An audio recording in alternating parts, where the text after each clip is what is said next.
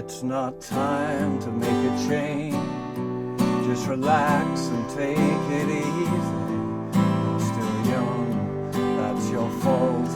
There's so much you have to know.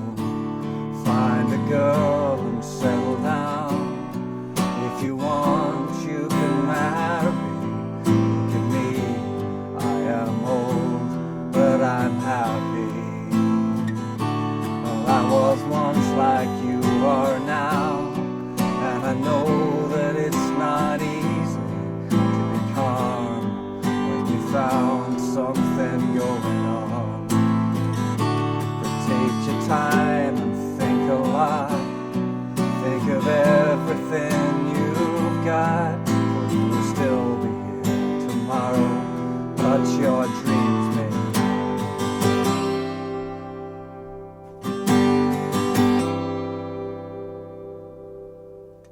Hey, how you doing? Justin here. Today we are checking out Father and Son by Cat Stevens, Yusuf Islam if you prefer.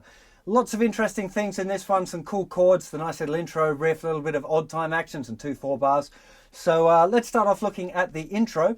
Now, it's important to realise that this is actually 2 guitar parts. So one is doing the chord and the other one does the doom bam boom bam little line. I'm going to show you a way of kind of mixing the 2 together though. So starting off with the chord, we want the 3rd finger on the 3rd fret of the thickest string and your little finger on the 3rd fret of the thinner string. You should be muting the 5th string. You'll probably find that your 3rd finger is kind of touching it anyway, so just allow it to do that. And then what we want is we're going to hammer on our 1st finger in the 1st fret of the 2nd string and our 2nd finger in the 2nd fret of the 4th string. Gives us a C over G is the proper name of the chord. And we're doing down, down, up, down, hammer on. 1, 2 and 3 and 4. 1, 2 and 3 and 4. So the little hammer-ons happening on the and there. Now the little lead line part, it's quite simple really. We've got our 3rd finger on the 5th fret of the 3rd string, we play that. Then 1st finger 3rd fret thinner string, then back to the 3rd string note again, and then little finger going in the 5th fret of the thinner string. 1 and 2 and 3, 4. 1 and 2 and 3, 4 together. 1, 2 and 3 and 4. 1 and 2 and 3, 4. 1, 2 and 3 and 4. 1 and 2 and 3, 4. Nice and simple. Takes a little bit of practice jumping from the chord to the little riff. You could just do the chord thing. That's the way I've played it in the past, and I've just left out that little lead line. But it does sound nice to kind of have both of them in there. Okay, now let's check out the chord sequence, which is pretty much the same through all of the different verses, but they've got little different endings. So I'm going to take you through the kind of main structure, and then I'll go through and explain these other kind of quirky 2/4 bits that we find at the end of each of the different verses. So we're starting off with a G chord, and then we're going to a B minor 7.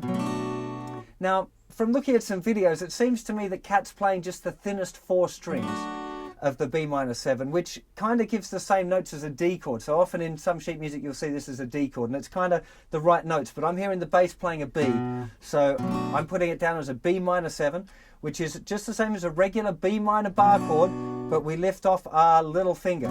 So it'll be nothing on the thickest, 2, 4, 2, 3, 2. That will be the chord. Then we're going to a C, and then we're going to an A minor 7. Now to get to an A minor 7, we just lift off the 3rd finger.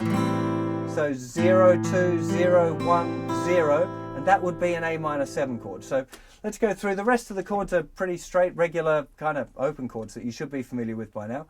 So the verse, it's not G to make a B minor 7, just a C chord going to A minor 7. You're still G. That's your E minor, there's so A minor, you need to D.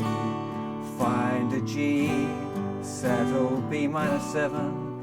If you C, then you can A minor 7. Look at G, I am E minor, but I'm A minor to D. And that's the sequence for the verses, right? Now, in the second verse, it's exactly the same sequence, but at the end on the D chord, we just have a little 2/4 bar before going back into the intro. So let me play through that verse 2 now. It's going, I was G like you are B minor 7, and I see that you were A minor to E G. When you E minor, there's something A minor on to D. But take your G and think of B minor 7. Think of C and things that you A minor 7. For you will G be here to E minor, but your dreams may not. Right, so we just got that really little bit there where it's going from the G, 3, 4, E minor 2, 3, 4, D to G. Now with these kind of odd time things, definitely the key to doing this is counting along with the original recording. So listen to the actual track, count along. It's going to be 1, 2, 3, 4, 1, 2, 3, 4, 1, 2, 3, 4, 1, 2, 3, 4. So just count along like that, and then when you get to that little bit, you G, 2, 3, 4, E minor 2, 3, 4, D to G.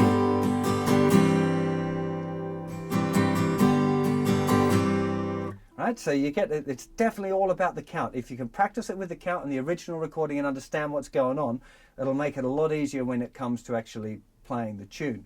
Now, it gets even more complicated in the third verse because it goes all a bit kind of weird. I'll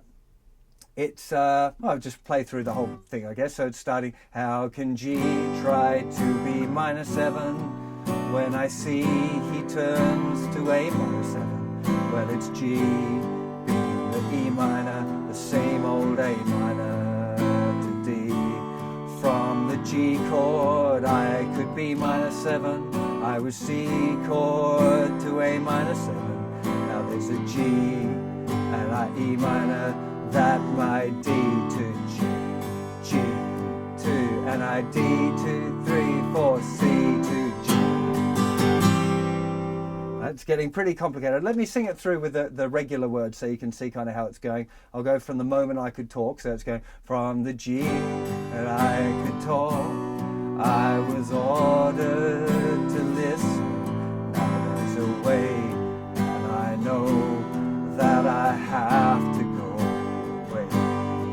And I know I have to go. And then we're back through that little intro riff again. Now I'll do it with a little count for you. So it's going from the G to 3, 4, B minor to 3, C to 3, 4 to A minor, to G to 3, 4, E minor to 3, 4, G to G, sorry, D to G to 1, 2, 3, 4, D to 3, 4, 1, 2. Fairly complicated, right? It's definitely easier if you got the songbook or you write this out really slowly. It's definitely, that's the key, is kind of having it written out so you can look through and then listening to the original recording and counting along while you're looking at the music. Because it is, these things are kind of, it fits the song. So if you're familiar with the song, you'll be cool with it, you know. Lots of people, I'm sure, learn this song without ever even thinking about odd time bars or how it's going, because it's musically nice, it's musically interesting. It's just that little bit, kind of, this is why it's kind of an intermediate level song as opposed to a beginnery tune, aside from the bar chord. So just to clarify one more time through that last part, going from the G, now there's a G, 2, 3, 4, E minor, 2, 3, 4, 2 beats on D, 2 beats on G, and then a whole bar of G, then a whole bar of D, 2 on C, then riff. Right? They're the 3 different endings. So you got the straight one like in verse 1, there's verse 2 where there's just that single bar of 2, 4 on the D, and then the riff, and then this third verse, which is a hell lot more complicated. Now let's talk a bit about the strumming. Now there's quite a few different approaches to this. The original one is more like 1, 2, 3 and 4 and 1, 2, 3 and 4 and 1, 2, 3 and 4 and 1, 2, 3 and 4 and 1, 2, 3 and 4 and 1. That would be the kind of the straight version, just down, down, down, up, down, up, down, down, down, up, down, up, down, down, down, up, down, up, down. And that sounds fine. The actual one's a little bit looser than that, so you want to have a few little extra strums somewhere you don't quite strum it as hard. So if you're doing it so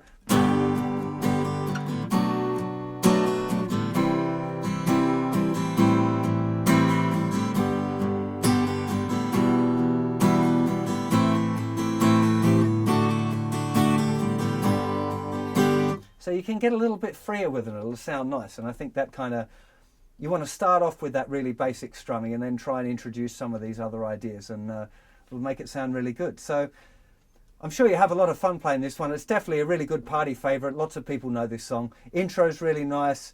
It's got that kind of degree of complexity to make it kind of interesting if you can do it properly and play it along with the record, which is, I think, should be the goal, would be to try and nail all of those sections and then play it along with the record. Hope you enjoyed playing it, and I'll see you for another lesson or song very soon. Take care of yourselves. Bye-bye.